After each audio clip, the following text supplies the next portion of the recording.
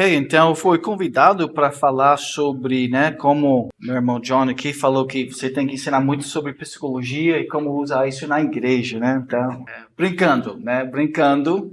E eu conheço alguns de vocês, a maioria, eu acho, 50% eu não conhece. Então, eu não sei aonde é que eu estou pisando exatamente, né? E geralmente esta área de aconselhamento bíblico para a igreja, né, é controversial. Então, se você fica machucado ou ofendido ou quer depois conversar mais sobre o assunto, a gente pode conversar, né, com amor, graça e a bênção de Deus. Talvez também eu estou falando para, como eles dizem nos Estados Unidos, eu estou falando para o coral, quer dizer, aqueles que já abraçaram totalmente essa ideia, que são bem aprofundados nesta linha de aconselhamento bíblico. Talvez essa é a situação. Então, se todos vocês ficam dormindo aí, eu vou saber, eles já conhecem bem, isso é nenhuma novidade para eles, então a gente pode terminar um pouco mais cedo, tá? Eu sei que um dos missionários, né, fundadores, pelo menos ajudou a fundar a igreja reformada, foi o pai de Chris, né, o pastor Ralph Boersma, e muitas vezes eu uso ainda o material dele em algumas palestras, tá? Então quem sabe, né? Eu não sou, eu sou mais alguém que tem trabalhado para recolher bons materiais e repassar isso, né? Eu espero que eu tenha aprendido com homens fiéis e estou tentando repassar isso para homens. Então, eu vou iniciar, irmãos, com uma rápida introdução ao aconselhamento bíblico. Quem sabe tem alguns que não conhecem tão bem essa área. Quando eu iniciei a ensinar sobre isto, talvez uns 10 anos atrás, no seminário, aqueles primeiros anos, 5, 6 anos pelo menos, todos os estudantes que entraram ali no SPN, por exemplo, e outros seminários, eu sempre perguntava para eles, o que vocês conhecem sobre aconselhamento bíblico? E eu, falando honestamente, quase sem exceção, todos eles disseram: eu não conheço aconselhamento bíblico. Eu nunca... O que é isso? Por isso nós estamos aqui para aprender. Quer dizer, as igrejas até tradicionais, batistas, presbiterianos, e têm ensinado muito pouco com a igreja reformada, então não sei tanto a história. Mas basicamente as igrejas abandonaram esta prática de aconselhamento bíblico por várias razões históricas, né? Nós podíamos entender, meu avô foi ele foi um grande lutador contra o liberalismo teológico, né? Então, quando Darwin entrou no mundo, 1850 por aí, e ele infiltrou essas ideias novas sobre o ser humano, né? Aquela história bíblica da criação, tudo isso é apagado, nós temos que reiniciar nossos estudos antropológicos. Quem é o ser humano? Então, aí logo depois você tem o Freud, e as universidades vão crescendo muito nessa área de psicologia moderna, psicologia basicamente secularizado, e isso tomou conta. E nossos pastores e líderes, grandes figuras, por mais de 150 anos, eles estão focalizados nesta batalha contra o liberalismo teológico, quase totalmente. Então, Satanás foi barrado na porta da entrada da igreja, quer dizer, todas as igrejas dividiram sobre este assunto de liberalismo teológico, mas nesse grande foco contra o liberalismo, os liberais, eles continuavam fazendo, muito foco no ser humano, nas suas emoções, nos seus relacionamentos, como você tem bons relacionamentos, etc. Então, a igreja liberal estava fazendo aqui. Então, imagina o que os pastores fiéis faziam. Eles não queriam aparentar, eles não queriam fazer parte daquele tipo de pregação e ministério que os liberais faziam. Então, nós corremos muito longe de uma saudável de confiança da palavra de Deus para fazer nossos aconselhamentos. Então, isso seria uma razão somente, historicamente falando, porque a igreja parou de focalizar no aconselhamento bíblico. O último livro escrito que tinha este ênfase pastoral, olhando para trás, né, eu não tenho feito essa pesquisa, mas eu tenho ouvido outras pessoas que fez essa pesquisa. Eles voltam para 1850, de um pastor batista reformado chamado Ichabod Spencer, Esboços de um Pastor, onde ele falava sobre os aconselhamentos ao longo do ministério dele.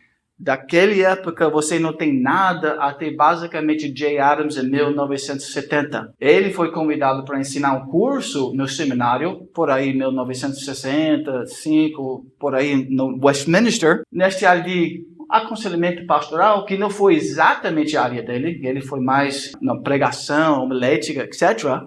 E quando ele começou a pesquisar o material que tinha existente naquela época nos Estados Unidos, ele falou: nós não temos nada nessa área mais que é fiel às nossas pressuposições reformadas. Não tem nada reformado nesta linha. Então, ele basicamente tinha que ser um pioneiro e reiniciar um foco. Ele basicamente, ele fala que eu estava fazendo a exegese. Eu estou simplesmente explicando o que a palavra de Deus diz acerca deste assunto. E, basicamente, o aconselhamento bíblico também é uma recapitulação daquilo que os pastores puritanos e aqueles pastores reformados faziam desde a época da Reforma. Porque depois daquele tradicionalismo da Igreja Romana, a Igreja Romana sempre tratava também dos problemas do povo, né? Eles foram lá, mas tinham tradição, tinham uma metodologia de penitência, etc. E quando a Igreja reformou, e eles falaram, os pastores, né, sola escritura, eles tinham que rever tudo, até a maneira que a igreja foi pastoreado. Um dos primeiros livros escritos foi como chama aquele pastor, tem um seminário, Martin Bucer, né? E ele escreve um dos primeiros livros da Reforma, então, porque ele é antes de João Calvino, até ele mentoreou João Calvino, esse Martin Bucer, e ele escreve sobre a eclesiologia, né, o livro dele. Esqueci, alguém lembra o nome daquele livro?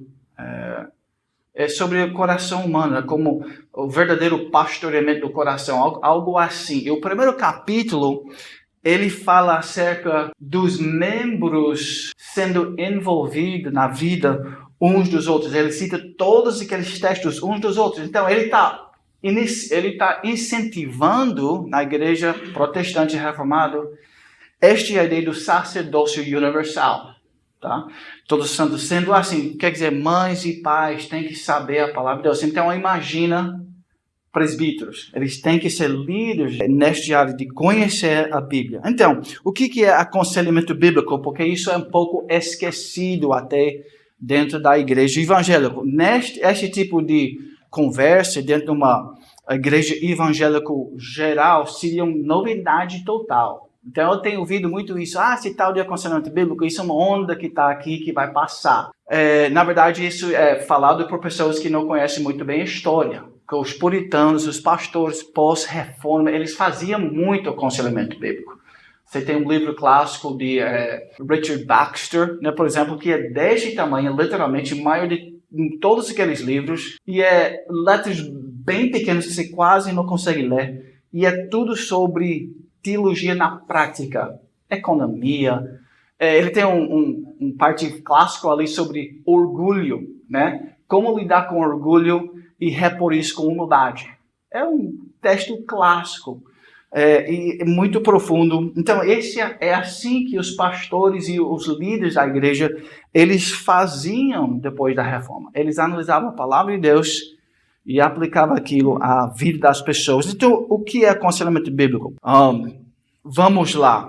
O pastor Jay Adams, ele falou assim: o aconselhamento cristão bíblico, né, é aquele que desde sua base vem de Deus, direto da sua palavra. Então, tentativa de aconselhar com a palavra de Deus, ok? Número 2, o processo de aconselhamento bíblico deve ser tão simples quanto possível. Quer dizer, presbíteros, vocês não precisam ter um PhD em nenhum outro tipo de aconselhamento. Você só precisa conhecer a palavra de Deus. Então, isso é para encorajar vocês que são presbíteros de entender que vocês têm a capacidade de fazer aconselhamento bíblico se vocês conhecem a palavra de Deus E vocês conhecem, vocês têm experiência de vida, vocês têm sabedoria. A palavra de Deus diz, na verdade, a palavra de Deus diz assim: meus irmãos, eu estou plenamente convencido, isso é Romanos 15, 14. E é deste texto que um dos primeiros livros, o título do primeiro livro, neste área de aconselhamento bíblico,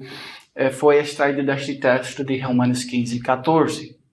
O título é Competentes para Aconselhar. É simplesmente retirado deste texto. Meus irmãos, estou plenamente convencido, apóstolo Paulo, de que vocês mesmos estão cheios de bondade, cheios de todo conhecimento e são capazes de admoestar uns aos outros. Essa palavra admoestar no Novo Testamento, os expertos aqui do Seminário Reformado, eles podem ajudar a gente com o grego, tá? Então, qualquer dúvida, a gente vai para nossos pastores, especialmente na Igreja Reformada. Isso é fantástico, eu admiro muito o nível, né, e a profundidade do estudo, a seriedade, né, dos estudos que a Igreja Reformada tem. Até eu estou querendo refazer grego lá, então, se vocês me permitem. Tá? Mas, assim, um pouco do que eu... Né? No texto é traduzido aconselhamento. Por isso, muitas vezes é chamado aconselhamento nutético. Aí todo mundo fica, o que é essa palavra e tal? Mas simplesmente significa, esta palavra, admoestar uns aos outros. Então, a palavra de Deus está dizendo que vocês são capazes. Vocês são competentes. Quem é que está falando isso? O Espírito Santo. Deus. Então, vocês não precisam o governo, não sei nem quem é o governo, dizendo que agora, depois do meu treinamento, vocês são capazes. Nós não desejamos isso. Nós queremos a aprovação de Deus. E Deus diz, com a palavra, com o Espírito Santo, com os frutos do Espírito, com oração, com teologia bíblica, com anciões sábios ao nosso redor, com a história da igreja, nós temos o que nós precisamos para aconselhar.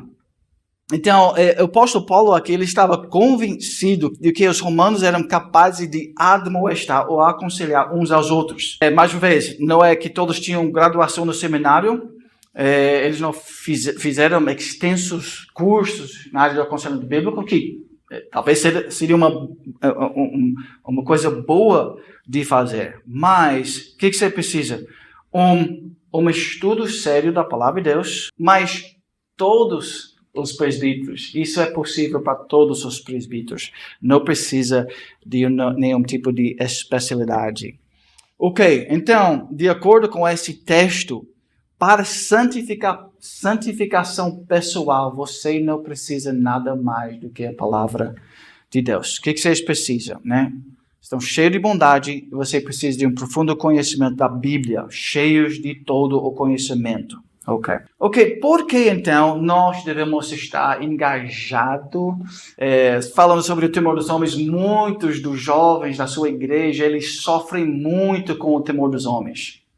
E, infelizmente, muitos pais e presbíteros não sabem diagnosticar aquilo que está acontecendo no coração dos jovens.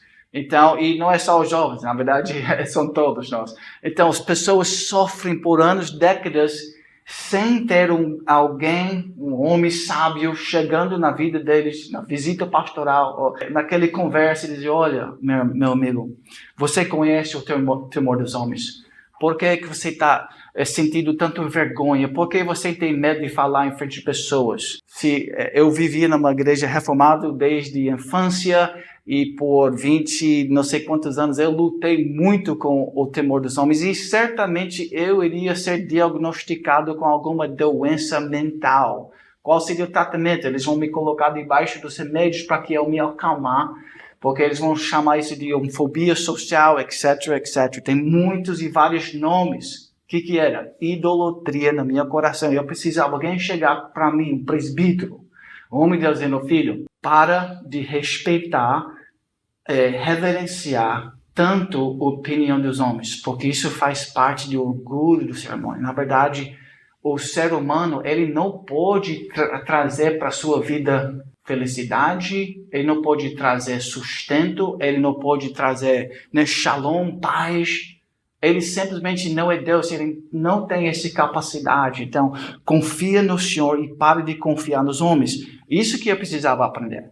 Então, mas é só depois que alguns pastores, através da literatura, vocês podem pegar um livro que explica, o título explica tudo sobre este assunto. Quando Deus é pequeno e homem é grande. Assim é o título. Um livro excelente. Você vai ler isso, 50% da sua congregação sofre com isso sem saber. Tranquilamente, ou mais.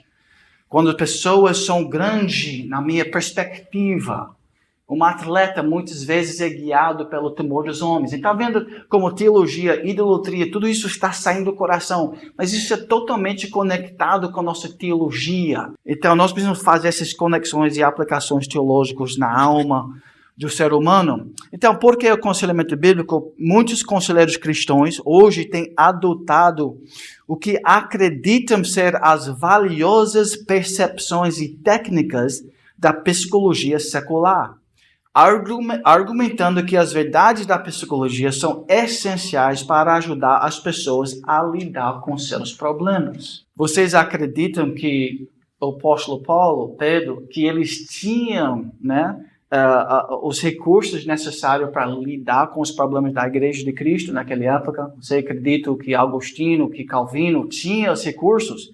Eles não tinham nada da psicologia moderna, né? Eles não conheciam nada daquilo. Mas depois de guerras, depois de tantas lutas e sofrimentos, eles tinham o quê? Oração, palavra de Deus, teologia. Isso que eles usavam por décadas e séculos. É só agora que pastores e igrejas evangélicas estão dizendo: mas nós precisamos algo mais. Nós precisamos alguém aprovado pelo governo, pela universidade, para entrar na igreja e ajudar nosso povo, porque agora, de repente, magicamente, a Bíblia se tornou não suficiente para lidar com os problemas da alma dos seres humanos. Muitos pastores até, eles pregam a palavra de Deus, mas assim, quando eles descem do púlpito, eles começam a falar individualmente com famílias. Os presbíteros, na igreja presbiteriana, infelizmente, esse é algo que os presbiterianos podem também aprender com os reformados. Eu acho que nesse aspecto da eclesiologia, vocês são muito mais coerentes biblicamente falando, porque vocês enfatizam a importância dos presbíteros aconselhando. Muitos presbiterianos, presbíteros, eles não aconselham muito, infelizmente. E eles também, eles não têm... Na verdade, muitas vezes, um pastor aprende sobre o aconselhamento bíblico, ele quer implementar isso na igreja, mas os presbíteros, assim, refreia ele, por causa de várias razões. Nossas instituições educacionais hoje estão totalmente dominadas por uma visão que magnifica ciência sem cautela. Então, se os presbíteros têm estudado em universidades normais, eles foram endoctrinados. E se eles não tinham um forte cuidado, é bem possível que eles foram conduzidos para uma direção até talvez sem saber. Então, muitas vezes os presbíteros na igreja presbiteriana, eles freiam o avanço deste ênfase da suficiência da palavra de Deus. Então, vamos, presbíteros, apoiam os pastores, E eles precisam de vocês. E também os presbíteros precisam ganhar confiança de aconselhar com a palavra de Deus. Ok, então, os conselhos bíblicos, nós acreditamos, os presbíteros, nós devemos acreditar que a Bíblia é suficiente para lidar com os problemas espirituais e aqueles problemas da alma, O que você chama isso? Problemas emocionais, aqueles problemas que acontecem no homem interior. A Bíblia é suficiente para lidar com aquilo. Então, nós vamos falar um pouco sobre isso. Qual é um texto que fala muito claramente sobre isso? Tem muito. Salmo 1 fala que nós não devemos andar no conselho dos ímpios. 2 Timóteo 3 é o texto mais clássico que nós citamos todas as vezes que nós falamos sobre o aconselhamento bíblico. Seria que a palavra de Deus é inspirado por Deus. Que é uma palavra especial, diferente de todos os outros livros. Inspirado por Deus e é útil para 4 coisas. Para ensinar, para corrigir alguém que tem um problema na vida, está pensando erradamente, está agindo erroneamente. Então a Bíblia corrige. Qual é a terceira? Ensino, repreensão. Sim, obrigado. Repreensão, também para levantar, derrubar no chão, né? Mas também carregar de volta e dizer, olha, é assim que nós precisamos caminhar. E, finalmente, treinamento disciplinado em justiça. Ele é suficiente para treinar pessoas na vida de santidade, a fim de que o homem se torne perfeitamente habilitado para toda boa obra. Agora, então, mas eu acredito que nós devemos lidar um pouco, pelo menos, vamos ver se nós podemos lidar um pouco, porque o que machuca nossa visão, muitas vezes, e nossa confiança na Igreja de Cristo sobre aconselhamento bíblico, é esta ideia de integração, tá? Muitos presbíteros, como eles aprenderam, porque eles são os líderes intelectuais, muitas vezes, da igreja também, então eles geralmente são aqueles que participaram do sistema universitário. E talvez isso até seja pior do que nada, infelizmente, muitas vezes.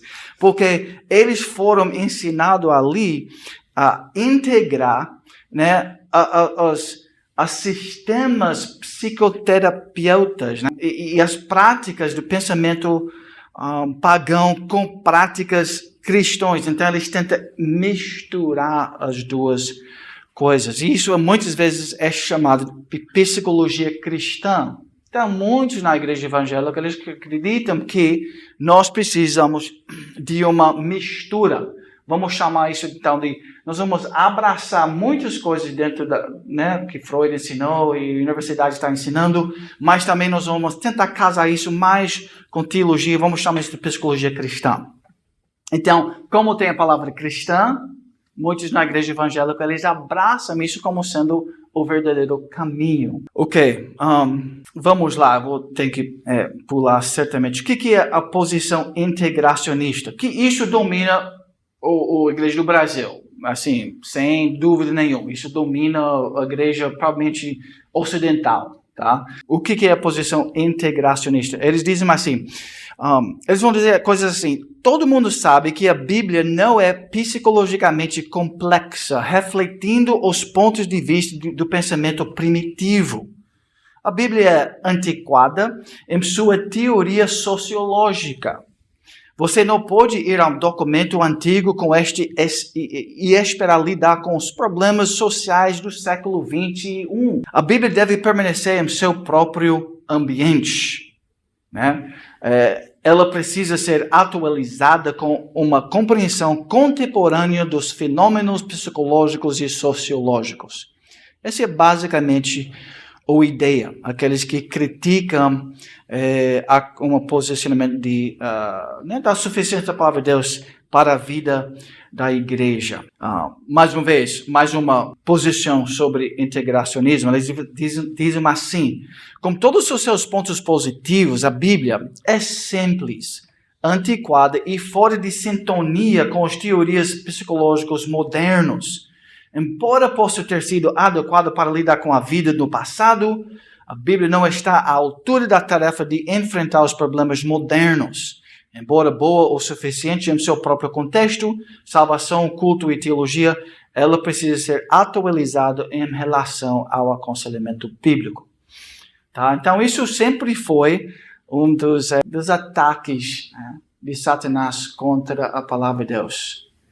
Será que a palavra de Deus é o único caminho para direcionar nossas vidas? Isso desde o Gênesis capítulo 3, quando Satanás diz, é assim que realmente o Senhor disse. Então, vamos cuidar com aquelas pessoas, né, presbíteros na igreja, que vão difamar e assim, né, eles vão dizer que a palavra de Deus não consegue lidar com os problemas espirituais e emocionais, problemas da alma do ser humano, dos nossos filhos e filhas. Ok. Vamos lá, porque sabe o que a Bíblia ensina aos presbíteros da igreja? 10 características rapidamente. A Bíblia tem uma autoestima muito elevada sobre ela mesma. Ela pensa muito alto sobre ela. Ela acredita que ela é suficiente para guiar a vida do ser humano. Primeiro, a palavra de Deus enfatiza que ela é inspirada. Tá? Isso nós já temos lido em 2 Timóteo 3,16. Toda a escritura é inspirada por Deus. Quer dizer, isso é um livro diferente de todos os outros tipos de livros do mundo. É um livro milagroso, theopneustos, né? É o sopro de Deus. Ok? Então, isso é... Segundo, a Bíblia afirma ser verdadeira. Salmo 119, 128, por isso considero corretos todos os teus preceitos a respeito de tudo. Tua justiça é uma justiça eterna e tua lei é a verdade. Salmo 119, basicamente, o capítulo inteiro está proclamando a suficiência e o poder, né, da palavra de Deus. A soma da tua palavra é a verdade. Número 3, a Bíblia também é imutável. Ele não muda, então ele não precisa ser, porque nós vivemos em tempos modernos, muita gente está tentando modernizar a Bíblia, mas a Bíblia é imutável. Para sempre, ó Senhor, tua palavra está estabelecida no céu. Salmo 119. Que mais? A palavra de Deus é perspicaz. Salmo 119.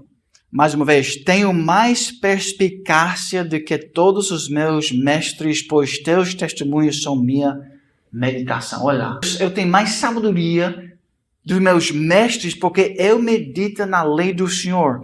Eu entendo mais do que os idosos, porque tenho observado teus preceitos. Então, este é o caminho para nossos jovens, para a igreja, se tornar sábio. É meditar, conhecer e obedecer. É talvez a parte mais difícil para nós. Especialmente nós reformados. Nós amamos estudar teologia. Agora, o que é difícil muitas vezes para nós, e nós, presbíteros, pastores, nós temos que dar o exemplo disso. Nós temos que saber como praticar a lei do Senhor. E eu acredito que isso é uma das grandes vantagens e benefícios de uma cultura de aconselhamento bíblico na igreja, até para ajudar os pastores a pregarem melhor.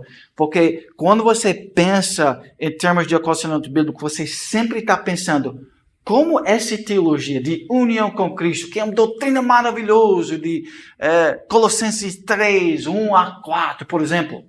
Que texto maravilhoso! Mas se a gente não sabe aplicar aquilo em nossas vidas, como isso ajuda nossas almas no meio de de uma pobreza, de um câncer? Então nós estamos abortando teologia. Ele não está indo para o seu ápice assim de ser vivido completamente, holisticamente na vida. Então eu acho isso o nosso maior desafio, porque nós, especialmente como reformados, nós temos muito conhecimento. Nós investimos mais do que qualquer igreja em termos de estudo teológico da palavra de Deus. Os termos que nós usamos, os livros que nós temos são bem melhores e mais exaustivos de qualquer outra linha na igreja protestante. Mas nós não somos melhores muitas vezes do que muitos evangélicos em termos de obediência. Então nós estamos machucados muitas vezes porque nós não sabemos viver e aplicar a palavra de Deus em nosso dia a dia e como isso aplica. Mas olha como o salmista, né? A palavra, ele tem uma visão muito elevada, né? Sobre ela mesma. Ok. Nenhum professor acadêmico ou psicológico tem mais discernimento do que mesmo uma criança que sabe qual é o fim principal do homem. É isso que nossos filhos precisam saber. Então, Isaías 8:20, a lei e ao testemunho. Vamos para... Este é o nosso padrão. Quando tem um argumento, um debate, a lei e ao testemunho. Se eles não falaram de acordo com esta palavra, é porque eles não têm amanhecer. Que mais? A palavra de Deus é prática. Salmo 119, 105. Tua palavra é uma lâmpada para os meus pés e uma luz para o meu caminho. É para ser vivido. Não é só para o intelecto, é para nossas mãos também, nossos corações, nossa mente. Então, que mais? A palavra de Deus também proclama ser eficaz. Um dos principais argumentos para a integração da psicologia ao cristianismo é a crença de que a Bíblia fornece apenas respostas superficiais para os problemas da vida. Então eles vão argumentar, mas os problemas realmente difíceis, aí você precisa um PhD, você precisa integrar toda essa compreensão profunda da universidade. Quando eu ouvi alguém falando assim, eu já tenho medo daquela situação. Porque quanto mais difícil e complexa a situação, mais nós precisamos depender de Deus. Essa ideia que os problemas difíceis requerem um profissional nessa área da alma, demonstra para nós como nós temos esquecido a suficiência e o poder da palavra de Deus. É eficaz. A palavra de Deus diz assim: estabelece os meus passos na tua palavra e não deixes que nenhuma iniquidade tenha domínio sobre mim. Agora, quantas doenças nós temos ali fora que é basicamente vícios, por exemplo, é algo que tem domínio sobre mim. Eu sou um escravo daquilo. E a palavra de Deus, ele está dizendo que ele pode libertar o ser humano destas coisas que têm domínio sobre nós. E tem muitos textos que nós podíamos citar, onde a palavra, argumenta que ela mesma é eficaz. Não é a minha palavra como fogo, declara o Senhor. É como um martelo que estilhaça a rocha. Essa deve ser nossa confiança e compreensão. A palavra é poderosa para transformar vidas.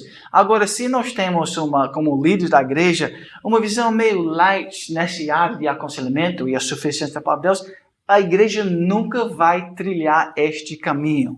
Porque o povo de Deus, os legos, os irmãos, eles não vão ultrapassar a confiança dos líderes na palavra de Deus. Então, se nós não estamos demonstrando isso e falando sobre isso, e tentando viver em conformidade com isso, uma mãe sabendo como cuidar da filha, do filho espiritualmente, isso nunca vai acontecer de volta em nossas famílias. Agora, eu acredito que as famílias puritanas, eles sabiam fazer aquilo. As mães orientavam, os pais orientavam os filhos de acordo com a palavra de Deus, porque a igreja, a liderança, pregava e fazia a visitação pastoral. Até foi Richard Baxter também, que tinha essa prática bem aprofundado. E por isso ele tem um livro deste tamanho, que ele visitava tanto as pessoas que ele escrevia sobre aquilo. Ele meditava como a Bíblia, como a teologia consegue resolver aquele problema das finanças, daquele marido irresponsável, daquela esposa insubmissa. Quais textos devem ser lido e explicado e como na prática você podia. Eles meditavam sobre aquilo com profundidade. E nós temos, graças a Deus, agora está sendo traduzido muito destes livros em português. Então agora nós não vamos dizer, esse tal de aconselhamento bíblico é uma moda nova.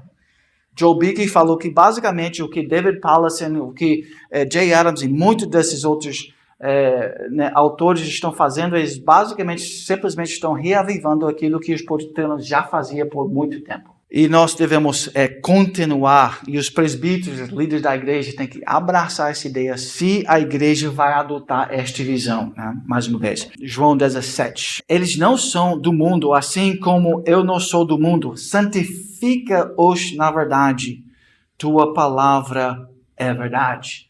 Então, se nós queremos ver transformação, mudança de vida, de pensamentos, mudança na alma, mudança nos relacionamentos, a Bíblia diz, santifica-os, transformai-vos, pela renovação da vossa mente. Calvino, escrevendo sobre João 17, diz assim, em seguida Jesus descreve os meios de santificação, e não sem razão, pois os fanáticos tagaleram vagamente sobre a santificação, mas ignoram a verdade de Deus, pelo qual Ele nos consagra a si mesmo. Outros falam muitas bobagens sobre a verdade e ainda assim negligenciam a palavra. Cristo diz expressamente que a verdade pela qual Deus santifica seus filhos não existe em nenhum lugar mais na palavra. Então, os reformados, nós devemos ter essa confiança na verdade de Deus. A palavra de Deus também é, número 7, nutridora. Propondo estas coisas aos irmãos, 1 Timóteo 4:6 diz, vocês já leram várias vezes, Você será um bom servo de Cristo Jesus, constantemente nutrido com as palavras da fé e da sã doutrina que você tem seguido. Então, a palavra nutre almas. Que mais? A palavra também é cirúrgica. Uma das acusações contra o uso da palavra de Deus nessas áreas do aconselhamento pelas integracionistas é que a Bíblia pode apenas lidar com problemas de aconselhamento de maneira só. E agora nós precisamos de Freud, as técnicas. Isso é uma das coisas que eu já ouvi muito dos estudantes e tudo mais. Mas será que nós não precisamos pelo menos as técnicas da psicologia moderna? Mas olha, em termos, a palavra é cirúrgica, que ele vai profundo. Nós temos que ter essa confiança. É a palavra de Deus que realmente vai profundo. Olha o que a palavra de Deus diz. Pois a palavra, Hebreus 4, né? Pois a palavra de Deus é viva, ativa e mais afiada do que qualquer espada de 2 gumes e penetrante até a divisão da alma e do espírito, das juntas e médula, e capaz de julgar os pensamentos e intenções do coração. E não há criatura alguma encoberta diante dela, mas todas as coisas estão abertas e colocadas nuas aos olhos daquele a quem nós temos que prestar contas. Então, a visão da Bíblia sobre si mesma é que a Bíblia penetra nas partes mais profundas da alma humana. Quer dizer, esquece, né? Freud não sondava de entender o ser humano como a Bíblia fala acerca das profundidades, né?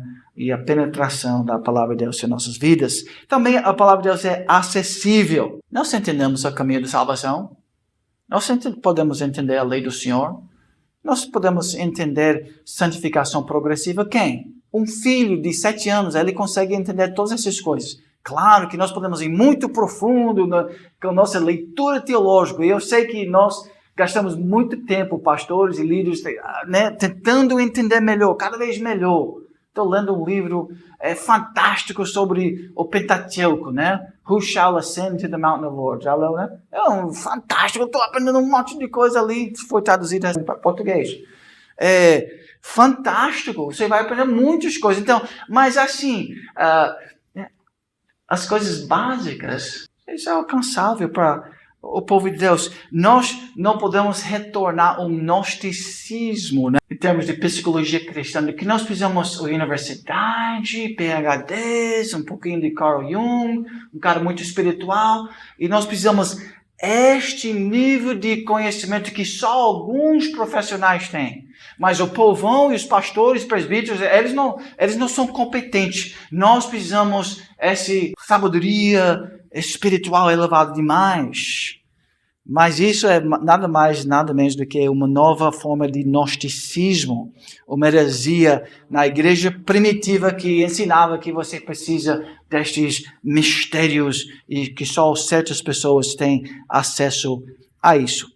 Número 10, eu acredito que o último que está listado aqui é a suficiência da palavra de Deus. A palavra de Deus é suficiente né, para guiar uma liderança. Ele guiou Moisés e o povo de Israel para uma nova terra. Josué, né, diz assim: apenas seja forte e muito corajoso, tenha o cuidado de fazer de acordo com toda a lei que Moisés, meu servo, te ordenou. Não desvia para a direita ou para a esquerda, para que você possa ter sucesso onde quer que vá. Não se aparte da tua boca este livro da lei, mas medita nele dia e noite, para que tenhas cuidado de fazer segundo todo o que nele está escrito, pois então você tornará próspero o seu caminho e terá sucesso. A suficiência da Bíblia para a liderança do povo de Israel. E o sucesso para a igreja cristã, em termos de crescimento, maturidade espiritual. Tem tudo a ver com a palavra. A suficiência da Bíblia para uma vida espiritualmente estável. Salmo 1. Olha que proclama, né? Seu prazer está na lei do Senhor e na sua lei medita dia e noite. Esta pessoa é como a árvore plantada perto do rio. Então, água, ele vai, né, crescer, ficar forte. Vai ser uma pessoa madura. Com que? A palavra de Deus. A suficiência da Bíblia para a vida e piedade. Segundo Pedro, não vou ler porque vocês conhecem isso. Teus testemunhos também são meu deleite, eles são meus conselheiros. A suficiência da Bíblia para o ministério pastoral, segundo Timóteo 3, para o presbiterato. Nós já temos lido esta passagem, né? Ele é suficiente para te ajudar a se tornar presbítero, né? Completamente equipado, completamente suprido, seria uma outra tradução daquele texto, né? Para que o homem de Deus seja adequado, equipado para toda boa obra, capaz de atender todas as demandas desta vida. Você pode saber como glorificar a Deus em qualquer situação de vida, só com a palavra de Deus. E isso deve ser nossa busca. Nossa preocupação com os ovelhos é que eles buscam a glória de Deus em qualquer circunstância. Estava falando com uma senhora lá da igreja hoje, que tem um marido que tem vários problemas, né? Como é que no meio daquele relacionamento difícil você pode glorificar Deus? Tem que ser minha pergunta para ela. E eu tenho que encorajar ela a viver daquela forma. Ok, vamos ver o que mais nós podemos falar sobre a suficiência da palavra de Deus para o presbiterato. Vamos lá, citando o pastor Jay Adams. A Bíblia tem uma visão, então, extremamente elevada de si mesmo, o que não é surpreendente, já que ela é a palavra de Deus. É inspirada, verdadeira, imutável, incomparavelmente perspicaz, prática, eficaz, nutridora, cirúrgica, acessível e completamente suficiente para lidar com os problemas emocionais e espirituais do ser humano. Então, nada na Bíblia sugere que ela seja inadequada, que ela não é capaz, que não é, assim, né, uma palavra de sabedoria suficiente para ajudar qualquer ser humano em termos de aconselhamento. Na verdade, o oposto é verdade. E Jay Adams, mais uma vez, falando sobre isso, ele diz: Paulo quis dizer que as Escrituras têm o poder de preparar perfeitamente o homem de Deus para a sua tarefa. Ele nunca precisa se sentir inadequado enquanto tiver a Bíblia. Então, presbítero, tendo a Bíblia e sabendo usar ele com humildade e oração, você tem tudo o que precisa. Se ele é inadequado, não é porque a Bíblia é insuficiente, mas simplesmente porque ele não o conhece adequadamente. Este é o nosso problema. Não posso exortá-lo com força suficiente para que você permaneça sempre atento à utilidade da Bíblia para mudar os cristãos, para mudar as ovelhas. Ela fará o trabalho se apenas tiver a oportunidade. Então, quando a igreja negligencia a palavra de Deus, nós estamos negligenciando aquilo que é realmente essencial. A partir daquilo que nós temos já visto sobre a suficiência, né? Todas essas 10 características, e nós podíamos falar muito mais sobre aquilo, né? Então, por isso nós não precisamos de uma integração. Provérbios 2, o Senhor dá sabedoria. De sua boca vem o conhecimento e a compreensão. Colossenses 2, o próprio Cristo em quem estão escondidos todos os tesouros de sabedoria. Então, assim, esta ideia que a igreja, né, nós precisamos ir para os universitários, para esta área de aconselhamento, eu acredito que isso deve ser, assim, né? Nossa confiança na palavra de Deus e na suficiência, no poder de Deus. Nós devemos sentir um pouco, qual é a palavra, né? Confrontado, e nós devemos ficar um pouquinho... Nós devemos ficar um pouco mais ciumento, eu acho essa palavra, com a palavra de Deus. Dizer, ela é suficiente para guiar nossos filhos e ovelhas. Nós vamos para a palavra de Deus e nós não vamos desejar a sabedoria do mundo. Nós não achamos que a sabedoria do mundo tem a capacidade de resolver os problemas das ovelhas. Sabedoria do mundo nesta área é incompetente. E talvez quanto mais graduado, pior, né?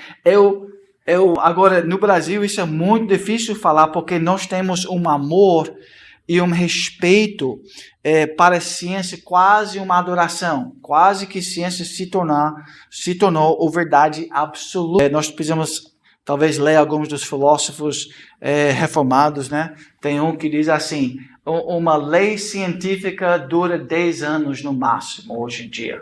Quer dizer, a ciência está mudando sempre, então não é tão estável como muitas vezes nós achamos. Então, a palavra de Deus também diz que nós devemos ter cuidado como líderes na igreja de não deixar que a igreja seja cativo por meio da filosofia e do engano vazio, de acordo com a tradição dos homens, de acordo com os princípios elementares do mundo e não de acordo com Cristo.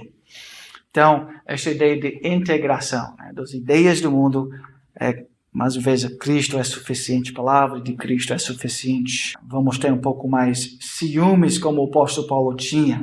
Ele tinha um ciúme piedoso. Ele queria um marido para a noiva de Cristo, para que a Cristo vocês se apresentem como virgem pura. E Freud, Carl Rogers e esses são os grandes do mundo. Então, imagina esse psicólogo PhD lá de Getúlio Vargas. Não, ele nem é perto de Freud em termos de influência de Carl Rogers. Mas eu estou dizendo os mais altos que nós tínhamos na história recente. Eles não conhecem nada como ajudar uma ovelha se tornar como virgem pura para o marido dela. Eles nem sabem que isso é o ponto. Eles são muito distantes de entender essas verdades espirituais. Então, na verdade, quando eles começam a aconselhar nossos ovelhas, o que acontece é uma confusão generalizada na vida e na alma de muitos jovens. Isso tem acontecido muito em nossas igrejas. Então, eu acho que isso é uma chamada para nós presbíteros, líderes da igreja, de conduzir o rebanho de Cristo para as águas puras da palavra de Deus. Vocês não acrescentarão nada à palavra que ordeno vocês, nem nada dela tirarão, porque que guardam os mandamentos do Senhor, seu Deus, que eu ordeno a vocês. Deuteronômio 4:2. Então, adicionar verdades humanas para suplementar, a Bíblia sempre impede os crentes de obedecerem à verdade que Deus realmente revelou. Então, presbítero, naquela visita, você indo lá, lendo um texto bíblico, ouvindo com amor e orando, isso é muito mais que nós podíamos ser esse simples ato. Nós precisamos de um estudo de psicologia ou estudos avançados. Não, nós só precisamos de amor, oração e a palavra. Isso vai fazer muito na vida da igreja. E quanto mais conhecimento e teologia você tem para aplicar isso na vida do povo, vai ser muito, muito interessante. Ok, então assim, os perigos das filosofias ímpias. Como líderes, nós precisamos proteger o rebanho desta integração. Longe de encorajar a integração, Deus persistentemente adverte seu povo a evitar buscar verdade e sabedoria para os problemas espirituais e emocionais da vida fora de sua palavra. E nós precisamos entender, eu vou tentar então concluir com este terceiro, talvez o quarto aspecto aqui, tá? Para entender que quando nossos ovelhas vão para a universidade para estudar, e quando nós abraçamos isso no meio da igreja, na verdade nós estamos abraçando uma teologia diferente, porque no psicologia, aconselhamento de psicologia tem uma teologia atrás daquilo, rapidamente. Ele falou assim, os cristãos são enganados ao aceitarem o pensamento pagão e ao praticarem o aconselhamento quando não pensam teologicamente, ok? Aí Heath Lambert, um pastor bem jovem, ele nossa idade mais ou menos por aí, pastor de uma igreja batista imensa, ele diz assim, ele escreveu também um livro traduzido para português, A Teologia do Aconselhamento Bíblico. Excelente o livro dele, tá? Recomendo muito. Ele também tem uma história, ele tem um livro traduzido, O Aconselhamento Bíblico pós J. Adams, onde ele fala acerca da segunda geração, mas naquele livro ele vai te dar todas as informações históricas. Por que é que a igreja parou de aconselhar? E por que hoje que muitos, quando nós começamos a falar de aconselhamento bíblico, eles vão achar que nós somos retrógrados, que nós somos pessoas simples, que não entendem os avanços científicos e tudo mais. Ele explica naquele livro por que esta ideia entrou na igreja. Os conselheiros podem entender que o aconselhamento é uma tarefa teológica. Ou não. Eles podem pensar que não é teológico, mas ele continua, eles podem ser bons ou maus teólogos, mas não se engane, são teólogos que estão profundamente envolvidos em um empreendimento teológico. Aconselhamento é um empreendimento teológico, seja aconselhamento bíblico ou aconselhamento secular. Não importa, é teologia. Então vamos lá, a teologia da psicologia. Os integracionistas argumentam que a psicologia pode e deve ser integrado à Bíblia. Nós devemos fazer essa mistura na igreja. O que os integracionistas frequentemente esquecem é o fato de que as psicologias seculares não são sistemas teologicamente neutros. As psicologias seculares têm em seu âmago uma visão pré-existente de Deus, de Cristo, do homem, da salvação e assim por diante. Então eles são teólogos também. Algumas figuras-chave vocês conhecem da psicologia moderna. Sigmund Freud. O que ele falava sobre Deus? Qual foi a teologia própria, né, de Sigmund Freud? O pai da psicologia moderna, ele falou assim, ele era um humanista incrédulo que concebeu a psicologia como um substituto para a religião. Quem mais? Carl Rogers, um dos mais famosos e influentes aqui no Brasil. Ele frequentou o Union Theological Seminary, um seminário, ele foi para seminário. Agora era um seminário já liberal, tá? Quer dizer, é um clube, né? Ali no Nova York. E ele aprendeu teologia liberal, né? Ficou desanimado com aquilo. E então ele cruzou a rua e ele rompeu com o cristianismo, decidindo que queria ajudar a humanidade sem ser inibido por qualquer compromisso prévio com um conjunto fixo de crenças. Né? Veramente, ele não entendeu que não há neutralidade. Carl Jung, também, talvez o mais influente da história.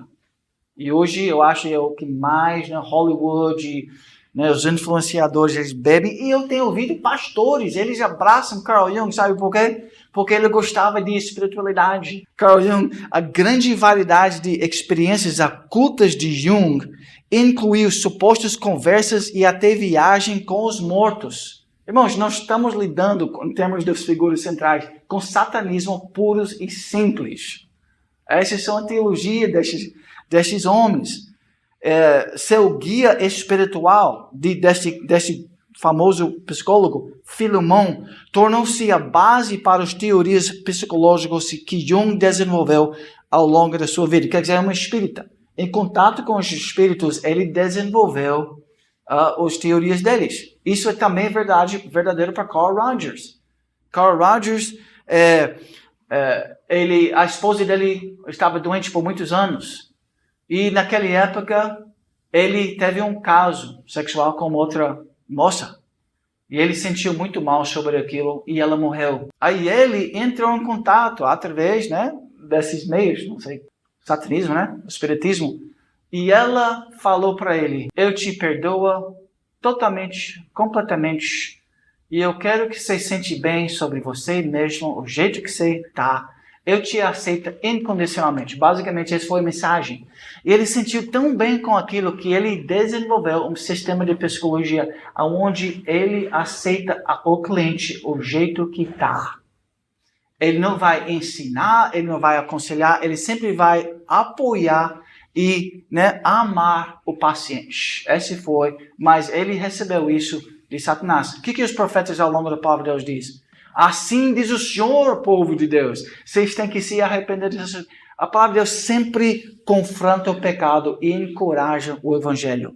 Psicologia moderna nem fala sobre pecado mais. Então, quando nós abraçamos e fazemos visitas pastorais, achando que a palavra de Deus não é suficiente para coisas difíceis que estão acontecendo na igreja, isso é meramente um engano que nós precisamos, nós como líderes temos que cuidar com isso, claramente.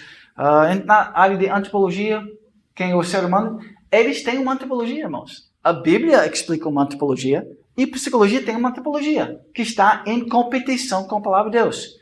Por exemplo, a antropologia da psicologia, em termos das grandes figuras, Sigmund Freud, acreditava ele que os comportamentos, respostas e atitudes humanos são governados por impulsos primitivos, combinados com uma vasta ordem de experiências pessoais, das quais eles não têm conhecimento ou controle consciente. Essencialmente, Freud via o homem como uma besta governada por instintos, dominada principalmente pelos impulsos de sexo e agressão. E isso é propagado na televisão, nos filmes e nas universidades. Então, todos os nossos professores do Brasil, eles bebem dessas fontes. Então, isso infiltra nossa mente. Isso infiltra, isso se torna nossa cultura, nosso ambiente. É o ar que nós respiramos, esses conceitos freudianos e de B.F. Skinner. Ele tinha uma antropologia também. Ele falou assim, o homem é simplesmente um animal e que devemos tratá-lo como tal. Então, como Skinner muda os homens, isso é santificação, né? Eles têm uma teologia de santificação. Como é que eles mudam o ser humano? É semelhante às técnicas de lavagem cerebral comunista. O homem é, para todos os efeitos e propósitos, pouco mais do que um rato muito complexo. Então, eu posso continuar com várias linhas de teologia dessas pessoas, mas o que a Bíblia fala sobre o ser humano? Isso que nós precisamos conhecer. Então, Deus diz, façamos o homem à nossa imagem, conforme a nossa semelhança. Deus define o ser humano. Ele sabe o que aquela criança precisa na sua igreja. Então, tendo as palavras de Deus, você tem tudo o que é necessário. A palavra de Deus diz em Atos 17, nele vivemos e nos movemos e existimos. Em Deus, Ele é nosso ambiente, como o Gerald falava. Ele é nosso ambiente principal. Então, todos os momentos da vida de qualquer pessoa, Salmo 139, aonde é que eu posso escapar da presença do Senhor?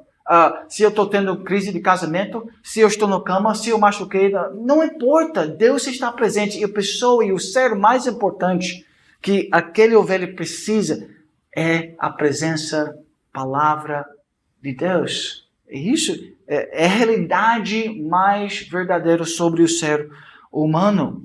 Deus agora está declarando aos homens que todas as pessoas em todos os lugares devem se arrepender, porque Ele fixou um dia em que julgará o mundo em justiça. E nós podíamos continuar sobre antropologia. Nós podíamos falar sobre hamartologia, a doutrina do pecado. Será que esse pessoal tudo tem uma visão do problema do ser humano? Claro que eles têm. Eles dizem, basicamente, a visão da universidade sobre o ser humano hoje eles vão falar sobre a bondade inerente do homem. O homem é bom. Fromm descreveu a natureza humana como intrínseca e naturalmente boa e atribuiu qualquer coisa ruim ou mal à sociedade. O problema não é o coração do ser humano, o problema é a sociedade. Isso que é propagado. E nosso sistema judiciário, nosso sistema político, nossos sistemas educacionais, todos são dominados por esta visão antropológica secular. Não é bíblica. Então, mais uma vez, nós somos infiltrados, nossas mães, nossos filhos, eles crescem na escola pública e na universidade com todas essas ideias. Então, olha como é importante que a liderança defende, protege a igreja dessas ideias perigosas. Rogers, ele acredita que, em sua essência, o homem é bom, não mal. De acordo com o credo de autoestima, não há pessoas más, somente pessoas que pensam mal de si mesmas. Isso é um bom exemplo, esse tal de autoestima, né? Porque se você pergunta a todas as igrejas evangélicas ao redor do Brasil, o que eles acham sobre autoestima, eles vão dizer, isso é verdade, uma ortodoxia completa. Isso é uma verdade absoluta que ninguém pode negar. Mas sabe o que a Bíblia diz sobre aquilo? É totalmente falso. Ninguém nunca sofreu com falta de autoestima. Todos nós temos uma visão muito elevada sobre nós mesmos. Nosso problema, na verdade, é o exato oposto. Nós pensamos muito bem e muito sobre nós mesmos. Ninguém sofre com falta de autoestima. Então, minha esposa, como é que ela ensina isso para meus filhos? Eu acho que ela leu isso num livro. Mas um dia eles chegaram da escola, né? Pai e mãe, meu professor e todos os estudantes concordavam que eu tenho uma baixa autoestima.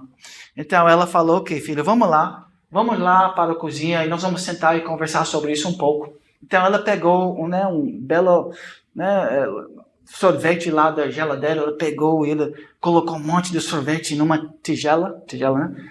E ela também colocou um pouco de sorvete no outro. E ela falou para ele, filho, qual é que você quer? Qual é que ele queria? E qual é que todo ser humano vai querer? Eles sempre vão escolher o melhor para eles. Esta é a natureza humana desde da queda do homem no jardim. Quando ele parou de adorar Deus, quando ele parou de amar os homens, ele começou a pensar nele mesmo. Então, ninguém tem baixa autoestima. Na verdade, então, olha lá. Esse suposto verdade secular entrou no nosso mundo e, assim, irmãos, até nas igrejas reformadas, todo mundo acredita naquilo que é absolutamente falso. Não é nem um pouco bíblico aquela ideia. Quer dizer, imagina se essas verdades estão entrando em nosso meio, talvez tem muitas áreas onde nós precisamos ter muito cuidado. Ok, então eles são teólogos, esse é o ponto que nós estamos tentando passar. A Bíblia é muito clara sobre pecado e na igreja reformada eu não vou falar sobre a doutrina do pecado, porque isso é uma das coisas mais básicas, né, que nós estudamos e proclamamos, né. Agora, eu quero, assim, também esclarecer alguma coisa, né? Será que nós estamos criticando, como presbíteros da igreja, cada aspecto do campo da psicologia? Vamos tentar esclarecer isso um pouco, né? Eu acho isso também importante. Quando falamos de psicologia, não estamos nos referindo a toda a disciplina da psicologia. Em vez disso, estamos falando sobre aquela parte da psicologia que lida com a própria natureza do homem, como ele deve viver e como deve mudar. Isso inclui aconselhamento psicológico, aconselhamento clínico, psicoterapia e os aspectos psicológicos da psiquiatria. Quando eles estão sentados ao lado do ser humano, querendo mudar a vida daquele ser humano através da conversa, isso é teologia pura e simples. E por isso é problemático para a igreja. Que eles não são bons teólogos bíblicos. Eles são teólogos da linha deles. Eles têm uma visão de Deus, eles têm uma visão do pecado, eles têm uma visão do problema, eles têm uma visão de mudança, uma visão de santificação, como as pessoas mudam através de uma conversa, onde o cliente paga alguém por alguns meses, aí através daquela conversa e práticas, eles vão mudar de vida. Isso é uma visão de santificação.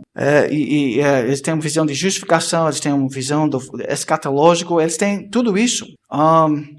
Então, parte da psicologia que são meramente observacionais, isso é muito menos perigoso. Então, se nossos filhos se nós temos psicólogos que querem observar, fazer pesquisa, isso é assim, né? Isso é mais científico, né? Analisando os dados. O pastor não tem tempo para ir para lá no bairro de Recife e começar a fazer uma pesquisa. Quanto percentagem das pessoas sentem ou têm tido experiências abusivas sexualmente na sua juventude? Talvez isso é um dado importante. Quem é que vai colecionar aquele dado? É um psicólogo? Joia. É um bom estudo para psicologia. Mas ele não deve sentar ao lado de alguém, tentar trazer esperança e mudar a vida daquela pessoa sem Deus, sem Cristo, sem Espírito Santo, sem oração, sem a lei do Senhor, sem o livro dos provérbios, sem o povo de Deus, a igreja de Cristo, sem o presbítero lá. Eles não devem tentar ajudar as pessoas sem estes recursos que são tão essenciais. Ok. Eu acho que nós, por causa de tempo, podíamos fechar. Eu posso ter mais 5 minutos? Posso? Mais 5, tá?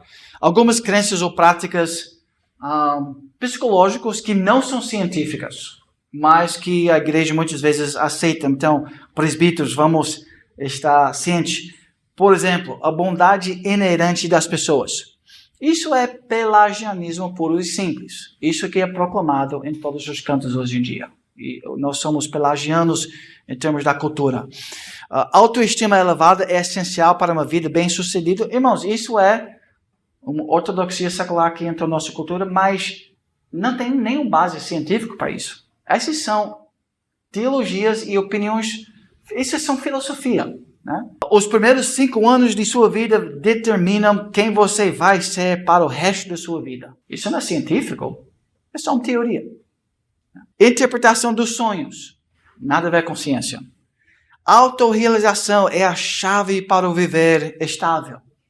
Na verdade, a Bíblia vai dizer, viver para a glória de Deus. Isso que é uma vida saudável. Não é preocupar com sua saúde em primeiro lugar, etc. Jesus preocupou mais com glorificar a Deus do que os elementos básicos, físicos necessários. O que era mais importante para ele era viver para a glória de Deus. E ele iria morrer até em prol daquele visão. Então, essa ideia de autorrealização é o chave para viver estável, é totalmente falso e não é científica. A hierarquia das necessidades de Maslow. Mais uma vez, olhe para a vida de Jesus.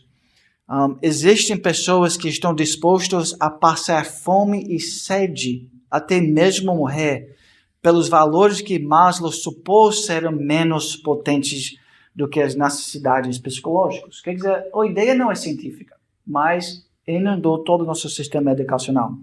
Ideias freudianas como o id, o ego e o superego e a mente inconsciente também, não é científico, repressão, até aquele manual diagnóstico e manual estatístico é cheio de problema. Vamos falar rapidamente sobre esquizofrenia. O que é isso? Sabe o que é isso, irmãos? Carl Menninger, um dos maiores especialistas estudiosos dessa, ele falou assim, esquizofrenia é apenas uma bela palavra grega. Nós não sabemos o que é esquizofrenia. Esquizofrenia, diz na revista Time, esquizofrenia não existia até que a palavra foi inventada. Ponto. A esquizofrenia é apenas uma palavra grega chique usada para descrever um comportamento bizarro. É um comportamento bizarro. E nós precisamos, quem é que deve julgar comportamentos? Cientistas? Quem é que deve medir o comportamento certo? Não seria a lei do Senhor, a palavra de Deus? Você tem que ser um eticista para julgar atos. Isso não tem nada a ver, vamos dizer assim, com ciência. Mas parece científico porque é uma transliteração da expressão grega mente dividida. Mas não há nenhum diagnóstico científico verdadeiro por trás da palavra esquizofrenia ou um tratamento científico decorrente dela. Então, tem muita coisa acontecendo que é filosofia e não ciência. Por isso, como a Igreja de Cristo, nós devemos, e futuros líderes, né? Nós devemos trazer um cautelo sobre filosofia entra na igreja. Nós não temos muita preocupação com ciência verdadeira, né? Nós até amamos ciência verdadeira, mas muitas dessas coisas que os líderes da psicologia moderna têm falado é religião e não ciência. Ok. Eu vou concluir com mais uma coisa muito controversial, tá? Eu estou trazendo as coisas controversiais só para ajudar vocês, presbíteros, para desejar talvez aprofundar mais. Estou tentando atacar algumas coisas que são quase consideradas verdades absolutas e tentando atacar eles. Mais um mito que nós devemos atacar na igreja. A existência de doenças mentais requer que os cristãos integrem a Bíblia com a psicologia e a psiquiatria. O conceito de doença mental é baseado no modelo médico de pensamento e comportamento humano. O que doença mental não se refere? A doença mental não se refere a condições cerebrais fisiologicamente comprovadas, como Alzheimer's, tumores cerebrais ou danos provocados por trauma. Ok, por favor, entende. Eu sei que é complexo às vezes essas palavras. Mas basicamente está dizendo, uma doença mental não é como Alzheimer's. Você tem uma análise científica acontecendo. E na verdade, essa linguagem é muito estranha. Então, até uma linguagem que todos nós provavelmente usamos, doença mental, é uma palavra, isso é uma frase muito confusa. Isso tem trazido muito dano e até brigas dentro do meio dos conselhos das igrejas. E até isso muda a visão daquela igreja. Vocês têm que se posicionar. O que significa doença mental? Mente é cérebro?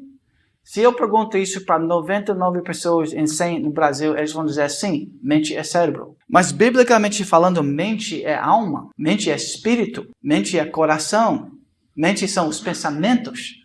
Então eu quero agora te perguntar, o coração em termos bíblicos, não o coração físico, o coração pode estar doente? Assim, em termos de uma figura de linguagem, sim, está triste, está deprimido e tal. Mas algo que é invisível, que é homem interior, não pode estar doente porque, em termos científicos, uma doença é um problema no nível celular. Agora, a mente não tem células. Então, como ele pode estar doente? Então, aí nós temos que reconsiderar nosso uso dessa frase, doença mental. O que é doença mental? São comportamentos estranhos? Quais comportamentos? Vamos analisar aqueles comportamentos. E se eles são bíblicos? Bom, se eles não são bíblicos, nós temos que confrontar em amor. Quando alguém que é chamado esquizofrênico tem um monte de problemas com finanças, porque ele é egoísta, que ele perturba as outras pessoas, aqueles problemas morais têm que ser aconselhados. E nós não podemos dizer, ele é uma doença mental, então ele pode fazer. A maneira de tratar as pessoas hoje, até dentro da igreja, assim, vamos aceitar que eles são desligados fisicamente, através de químicos. É assim que o mundo trata essas pessoas hoje. Eu não acho que aquele é um tratamento cheio de amor, não. Talvez é um pouco amoroso para o ambiente, porque eles perturbam muito. Mas eles perturbam porque eles são pecadores também. Eles têm que aprender com as fraquezas deles a amar as pessoas. E se a igreja para de dizer você precisa amar e ser responsável e ajudar a sua mãe a lavar as louças, isso é um problema com a igreja. Mas taxado de doença mental, então ele pode viver e fazer o que ele bem quiser. Eu acho que a igreja tem que reconsiderar, e os líderes da igreja têm que reconsiderar essa ideia de doença mental e entender isso um pouco mais biblicamente e aprofundar nossa análise sobre isto. Porque o termo doença mental refere-se a uma doença não orgânica, quer dizer, não corporal, né? E uma doença não orgânica é uma contradição de termos. Enquanto o cérebro pode ficar doente, ou ser danificado, o seu mental não pode ficar doente. Uma ilustração, só para esclarecer isso. A febre tifoide é uma doença. Mas a febre da primavera, vocês entendem essa frase em português? A febre da primavera? Spring fever?